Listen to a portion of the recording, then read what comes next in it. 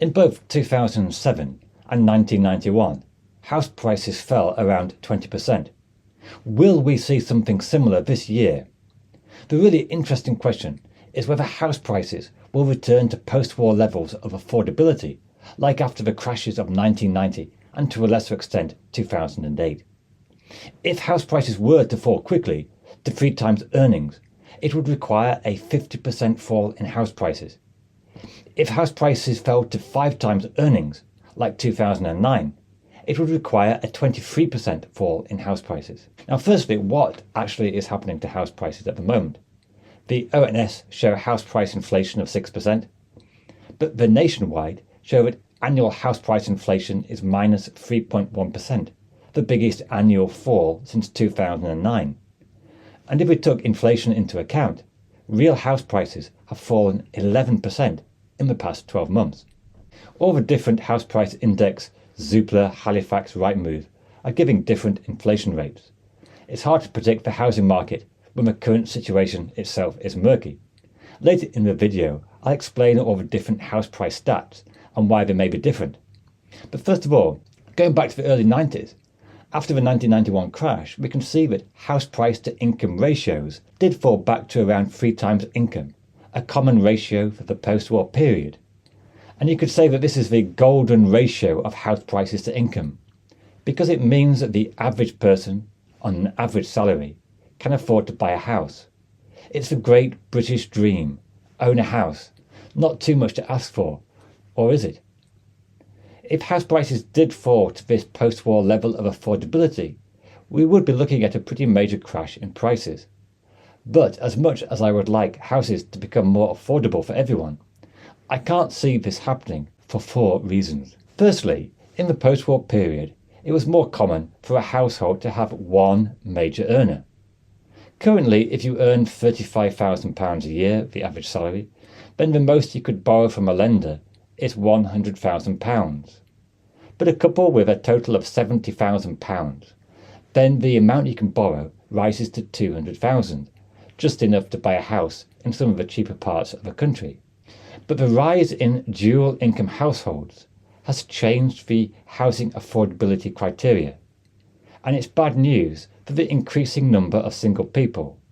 In fact, it has spawned a new range of joint mortgages for people in exactly that situation.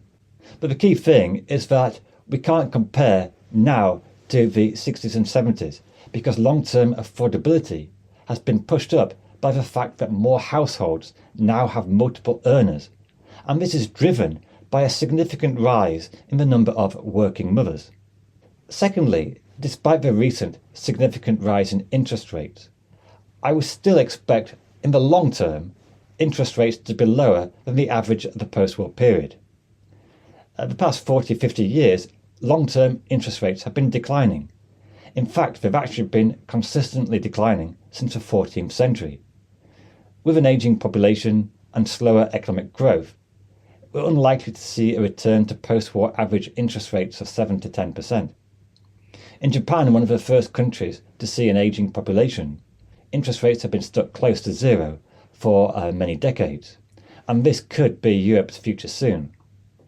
Nevertheless, that is the long term. In the short term, the significant rise in mortgage rates is the principal cause of the current correction in house prices. The whole housing market got very used to these ultra-low interest rates, and now they have increased, mortgage affordability rates have significantly declined, encouraging landlords to sell and making it harder for first-time buyers to buy. The IMF state that as a rough rule of thumb, for every 1% rise in base rates, house prices fall 2%. This explains the logic of why a rise in interest rates to 4 to 5% has caused the OBR to predict a 10% fall in house prices. I actually believe that this rule of thumb to be somewhat on the conservative side, because house prices are now so expensive and mortgages so big that even a small rise in interest rates has a much bigger effect on mortgage affordability than it did in the early 1990s. The relatively small rise in interest rates we've seen has still seen first-time buyers paying a much higher share of their income in mortgage payments. And it's getting fairly close to levels last seen in 1991 and 2007. So this is definitely going to put downward pressure on house prices, all other things being equal. Now, last autumn, under the crazy economic experiment of Truss and Kwarteng, mortgage rates were soaring to over 6%. And under that climate, a much bigger fall in house prices was predicted. But since their departure, the mortgage market has somewhat stabilised. But it would be a mistake to think that everything is back to normal already, because some people say interest rates have peaked already. Interest rates do tend to have a significant time lag. It will take a few months or even a year or so for people to face the effect of rising mortgage payments. We still haven't seen the full effect of higher rates from last year. And on top of the cost of living pressures, falling real wages will further depress demand, even though renters would try to do anything to escape the crazy rental market with rents still rising. Another important factor impacting long-term affordability trends is the supply of housing. The UK has one of the highest occupancy rates of housing in Europe, and the lack of building has led to what we call a suppressed household formation of around 1.5 million. The best example of this is young adults living with their parents, trying to save a deposit to get on the crazy housing market. Unfortunately, the news on house building is not great. Approvals have fallen to their lowest rate as governments are caught in between their promises to build more houses and the political pressures not to build houses. It's a topic I went into more detail in a recent video on the problems of the housing market. Another factor underpinning high house prices is something I've mentioned before, but it's inherited wealth, gifts from parents. Lending from a bank of mum and dad is one of the biggest lending companies, well, not companies, but sources in the UK. And it's a reason why some are able to put down large deposits, and this reduces the impact of mortgage multipliers. Also, in addition to this, the UK has been something of a magnet for overseas investors buying property, and this has actually become more desirable since the devaluation of the pound has made UK property look relatively cheaper. Another interesting issue for the UK housing market is the state of the banking sector. In 2007, a major cause of the housing crash was the global credit crunch, which caused mortgage lenders to pull back lending, and this was as important, if not more so, than a rise in interest rates. Now, compared to 2007, the banking sector is hopefully less exposed to risk. However, the recent collapse of major US banks and jitters in the European market show that nothing can be taken for granted. It hasn't really become a big news item in the UK, but the problem with credit crunches is that it's very easy to miss them until they unexpectedly hit with more ferocity than we might expect. Another point I like to mention in videos on the housing market is that we nearly always deal with nominal house prices. But when talking about GDP, incomes or output, we always look at real GDP, which means taking into account inflation. So at the moment, inflation is 10%. And supposing that house prices stayed at 0% this year, then it appears there's no change, but the real inflation-adjusted price is actually falling 10%. So during periods of high inflation, we tend to see rising wages, which in theory should make housing much more affordable.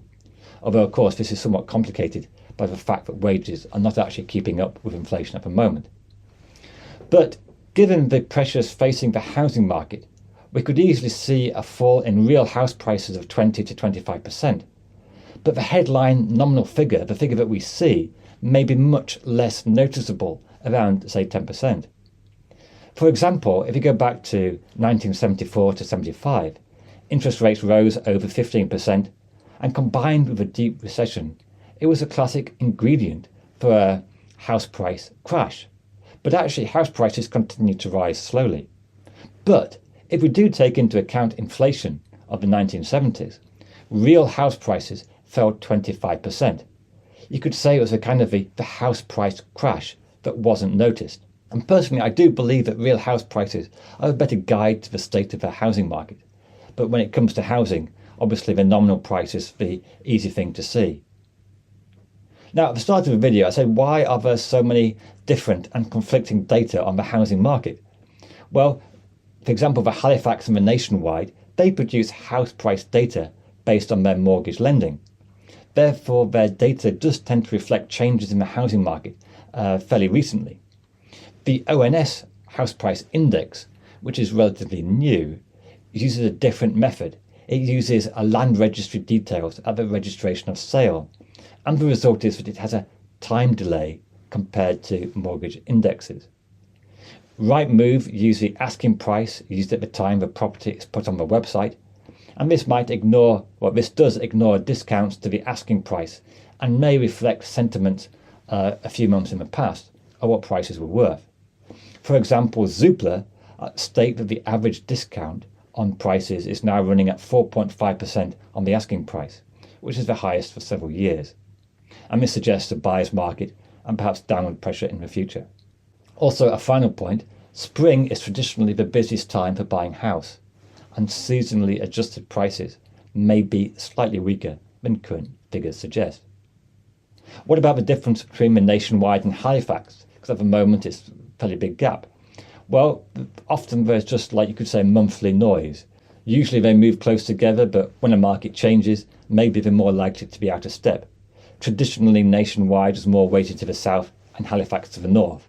I'm not sure how true that still is, but certainly the south is much more vulnerable to rising interest rates because of the bigger mortgages.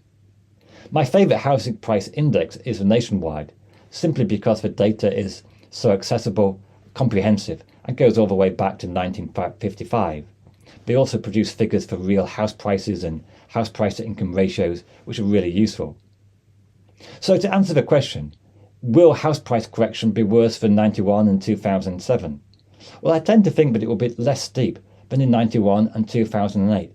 This is partly due to high inflation, but also despite the downward pressure on prices, there are these factors pushing up long-term affordability. In nominal terms, you might see falls of 10 to 15%, bigger in real terms. Of course, it would be worse if we had an unexpected credit crunch or a renewed inflationary surge, but at least at the moment, that looks fairly unlikely. A good question is, what would be a sustainable house price to income ratio? Because we've had everything from 2.5 to 7 in recent years, recent decades. And the answer is, I don't really know. I think it's something of an unknown. But there's certainly good reason to believe that what is sustainable now is higher than it was in the past, simply because there's so much inherited wealth, more earners per household, and likely decline in long-term interest rates. So it'll be an interesting time, see what's going to happen in the next few weeks, 15 months. But if you found this video useful, please give it a thumbs up. And if you enjoyed this video, then you'll definitely like this one about all the problems facing the UK housing market and why it's become something of a national obsession.